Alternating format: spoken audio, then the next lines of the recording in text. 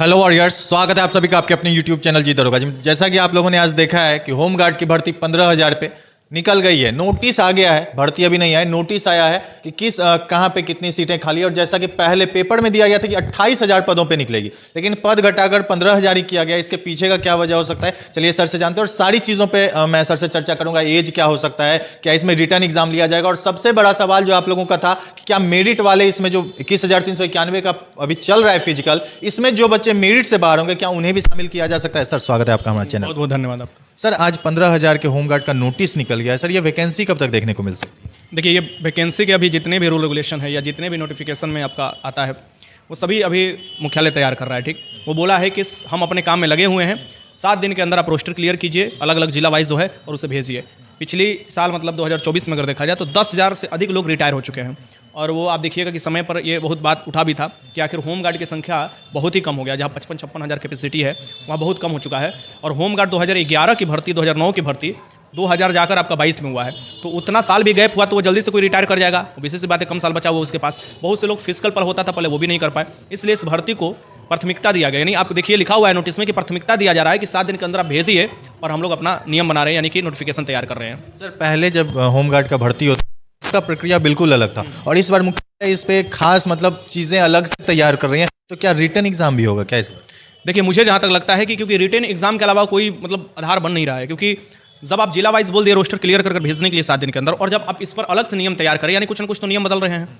और पहले जैसे 2009 में, 2011 में, इसके बाद तो आपको नहीं भर्ती हुआ है होमगार्ड का। अगर उस हिसाब से अगर आप चलते हैं तो फिर वो पॉसिबल नहीं है अभी के बिहार में वो होना। आप जान रहे हैं कि पहले डीएम के हाथ में होता था, अब वो पॉसिबिलिटी नहीं है। ठीक ना, उतना फ्री भी कोई नहीं है, और वो कराना भी पॉसिबल मान लीजिए फिजिकल पर होने वाला है। जिस तरीके से अगर बोला जाए तो भाई 2009-11 वाला देखा गया, फिजिकल पर जो था वो 2022 में क्लियर हुआ। इस साल वाला आपको विधानसभा से पहले इनको देना है ड्यूटी। अब ये किया जाएगा तो समझ लीजिए कितना दूर चला जाएगा, पॉसिबल नहीं है। और इसीलिए समय समय पर बैठक हुआ, जो भी 1-2 बैठक हुआ, इसमें ही आधार बन रहा है कि आपको रिटर्न होना पड़ेगा। बहुत से राज्य होमगार्ड का रिटर्न पर एग्जाम ले रहे हैं, मतलब रिटर्न लेते हैं और उसके बाद फाइनल करते हैं। तो सर रिटर्न होगा फिर फिजिकल होगा, तब तो ये सेम बिहार पुलिस वाला प्रोसेस हो गया। आप वही तो चीज़ करने के लिए जा रहा है। मे भी हो सकता है किसी आयोग को उठा कर दे दे, ये भी हो सकता है कि किसी आयोग को उठा कर दे दे, क्योंकि पहले वाला होमगार्ड नहीं रहा, वेतन भी ठीक ठाक हो गया है। बच्चे डिमांड कर रहे हैं कि सीएसबीसी को ही दिया जाए, क्योंकि जिस तरह से इस बार एग्जाम लिए सीएसबीसी ने, तो बच्चों का अब ट्रस्ट बढ़ते जा रहा है। अब सीएसबीसी को अगर ये एग्जाम उठाकर दे दिया जाए तो फिर बिहार पुलिस के एग्जाम में थोड़ा तो डिले देखने को मिलेगा ही, यानी जो आगे की भर्ती है।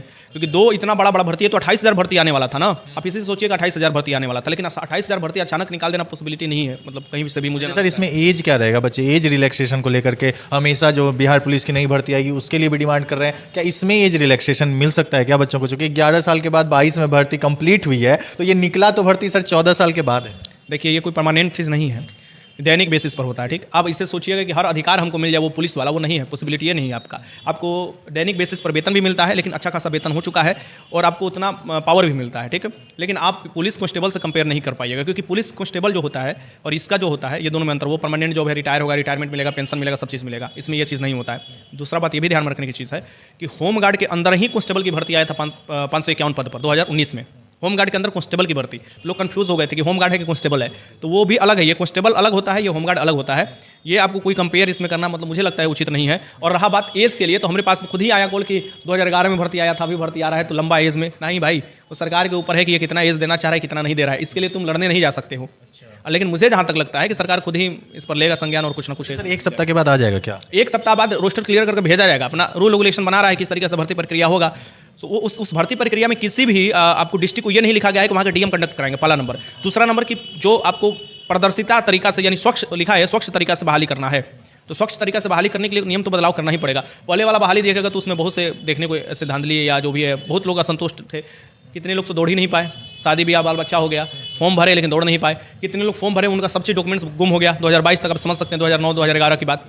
तो इस तरीके से नहीं होगा, इसको तत्काल करना है, और तत्काल करने के लिए नियम भी वैसा ही होना चाहिए। और अगर आप पहले वाला देखें तो पहले प्रखंड वाइज होता था, यानी कि भर्ती निकल गया किसी डिस्ट्रिक्ट में इतना पोस्ट है, तो प्रखंड वाइज क्या किया जाता था, फिजिकल लिया जाता था, और उस तरीके से ये कंडक्ट। जैसे 2001 अब ये चीज़ पॉसिबल नहीं है। आप देखिए कि अगर एक प्रखंड में भी किसी लड़कों को बुलाया जाए तो लगभग बहुत भीड़ हो जाएगा फिजिकल। तो मुझे लगता है कि कुछ ना कुछ जरूर एकदम बेहतर आपको इसके लिए नियम आएगा, और इसके लिए लड़के डिमांड भी कर रहे हैं। पहले जैसा नहीं हो गया कि कोई नहीं जाएगा होमगार्ड में, हम नहीं जाएंगे होमगार्ड में। पहले ऐसा होता था, आप पूछिएगा ना 10 साल 15 साल पहले तो बिहार पुलिस भी ज्वाइन नहीं करते थे। बिहार पुलिस की इस तरीके से एग्जाम भी नहीं होता था, इस तरीके से जो आप देख रहे हैं वो तरीका नहीं होता था।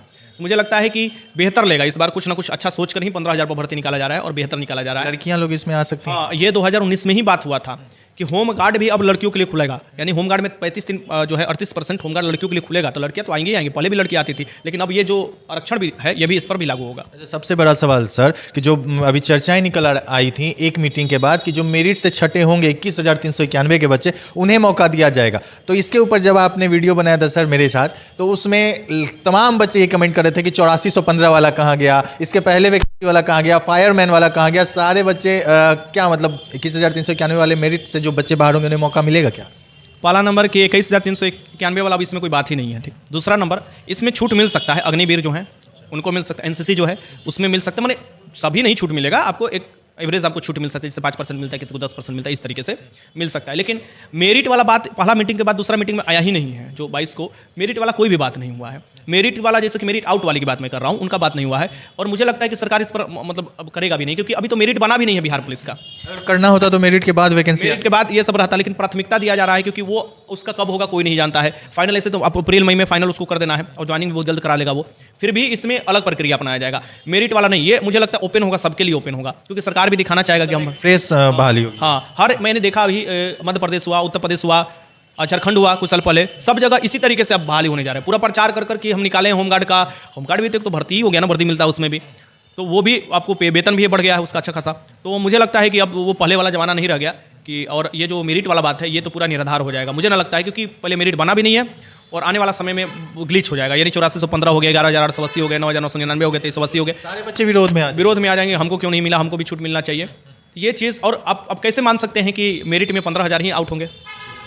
15,000 मेरिट में तो आउट ही नहीं होंगे, हमको ना लग रहा है कि उतना तो बच्चे मतलब पास मेल में अगर देखा जाए तो वो चीज़ नहीं, ये चीज़ बर्दाश्त मतलब कि सरकार नहीं करेगा, और ये चीज़ है भी नहीं, अब पूरी तरीके से खत्म हो चुका है। अच्छा सर, लास्ट सवाल, एज क्या रहेगा सर इसका? एक होता है ना कि मिनिमम और मैक्सिमम एज क्या रह सकता है? यूआर का 27-28 होता था, 27 साल 28 साल यही जो होता था, और बाकी कैटेगरी वाइज छूट मिलते रहता था, तो वही 27-28 इसमें भी। बाकी एज अब नया आ रहा है रेगुलेशन, क्या बदलाव हुआ है, क्या चीज़ हुआ है, वो तो नोटिफिकेशन आने के बाद भी, और ये भी अभी तक नहीं बताया गया है कि कौन एजेंसी लेगा ये, और ये क्या पहले जैसे डीएम के हाथ में दिया जाएगा, तो 99% हमको चांस लगता है डीएम के हाथ में नहीं, क्योंकि डीएम को तो ऐसे बहुत काम है, चुनाव भी आने वाला है, और वो पॉसिबिलिटी नहीं है कि आप हर एक जिला में हर एक फिर प्रखंड का बुला कर आप फिजिकल कराइए, उसके बाद ज्वाइनिंग कराइए, पॉसिबिलिटी ये नहीं है, ठीक ना। तो अगर ऐसा करना होता तो पहले से इंडिकेशन देते रहते हैं, लेकिन पहले से जो इंडिकेशन मिल रहा है 2024 जनवरी से देखा जाए तो हमेशा बात आ जाता है रिटेन का, तो रिटेन जरूर इसमें कुछ ना कुछ लेगा। आप 10th पर ही ले, 8 क्लास पर ही ले, लेकिन रिटेन तो जरूर लेगा।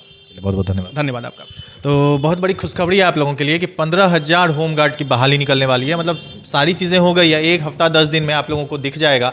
और इसमें एक और चीज़ें निकल कर आ रही है कि लड़कियों के लिए भी मिला है भैया, मौका मिला है लड़कियों को भी, और 38% के साथ जो लड़कियों का आरक्षण फीमेल कैटेगरी में है बिहार में आरक्षण, उसके साथ मौका मिला है। तो अब आप लोगों देखिए, बिहार पुलिस का आप लोग बहुत बोलेंगे कि भैया बिहार पुलिस का कब वैकेंसी आएगा, तो मुझे लगता है सर बिहार पुलिस का मार्च के बाद ही आएगा। फिजिकल होने के बाद मैं हमेशा इन लोगों को बोल रहा हूँ कि फिजिकल में CSBC BG है, फिजिकल में सब चीज़ लगा हुआ है, और जब तक मुख्यालय से रोस्टर क्लियर होकर नहीं जाता है तो CSBC क्या करता है? रोस्टर थोड़ा ना क्लियर करता है, वो तो कंडक्ट कराता है, एग्जाम फिजिकल ये सब कराता है, और ड्राइवर का भी उसको कराना है, ड्राइवर का भी बड़ा भर्ती है उसके हिसाब से, क्योंकि अभी तक तो बड़ा भर्ती है वो, तो अभी नहीं कराएगा। अभी तो आपको ये भर्ती क्लियर कर भेजेगा, फिर मुख्यालय की तरफ से भर्ती अनाउंस होगा, तो 2-3 महीने में जो सब अनाउंस होगा तो वो अपना कंडक्ट करा लेगा। तो जैसा कि सर ने बताया कि आपका फिजिकल खत्म होगा, और उसके बाद मुझे लगता है कि मेरिट जब बन जाएगा ना, तभी नई भर्ती आप लोगों की आएगी। तो आप लोगों को अप्रैल तक वेट करना होगा बिहार पुलिस के लिए, लेकिन उससे पहले बिहार होमगार्ड की भर्ती आई है, आप लोग उसमें एक चांस अपनाइए, और भैया अच्छा जॉब है, आप कर सकते हो, इसके साथ साथ आप आगे की तैयारी भी कर सकते हो। तो और भी कोई क्वेरी होगी तो जरूर कमेंट कीजिएगा, मैं उस पर एक वीडियो अलग से बना दूंगा। वीडियो अच्छी लगी तो वीडियो को लाइक कीजिएगा, चैनल सब्सक्राइब कर लीजिएगा। धन्यवाद।